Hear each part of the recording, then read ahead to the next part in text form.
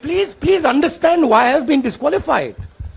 I've been disqualified because the Prime Minister is scared of my next speech. He's scared of the next speech that is going to come on Adani, right? I've seen it in his eyes. So he's terrified of the next speech that is going to come, and they don't want that speech to be in Parliament. That's the issue.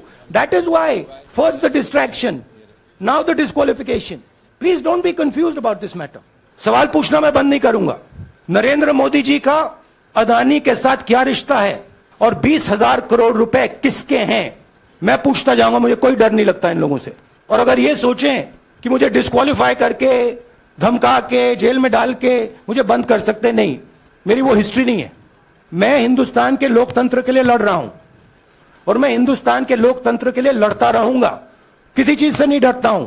यह सच्चाई है. ये OBC का मामला नहीं है.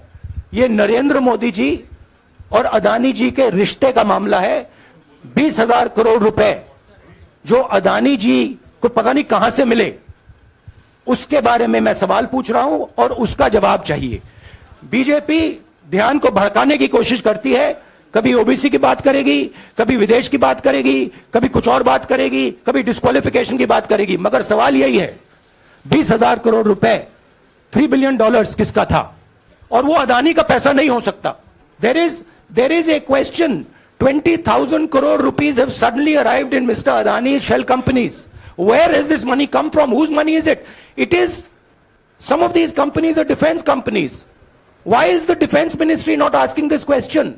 Why is the defense ministry not asking the question? But please explain to us, whose money is this that is being spent on our drone development, that is being spent on our missile development, that is being spent on our ordnance production?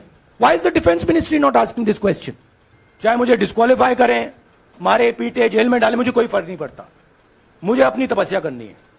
इस देश ने मुझे सब कुछ दिया है, प्यार दिया है, इज्जत दी है, इसलिए मैं ये करता हूं. वायनाड के लोगों के साथ मेरा पारिवारिक रिश्ता है, फैमिली प्यार का रिश्ता है. तो मैंने सोचा कि मैं वायनाड के लोगों के लिए अपनी एक चिट्ठी लिखूं उनके लिए कि मेरे दिल में उनके लिए क्या है.